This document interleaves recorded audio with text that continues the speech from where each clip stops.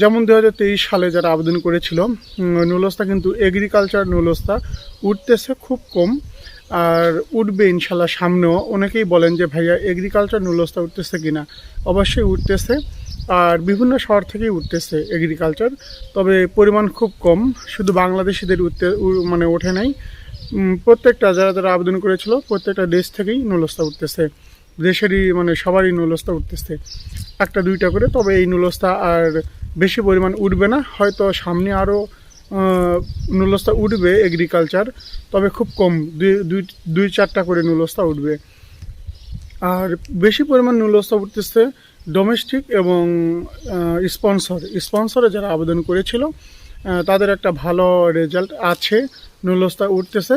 তবে প্রত্যেক সপ্তাহে নুলস্তা ওঠে না, এক এক সময়ে এক এক থানা থেকে বা এক এক অঞ্চল থেকে নুলস্তা ওঠে।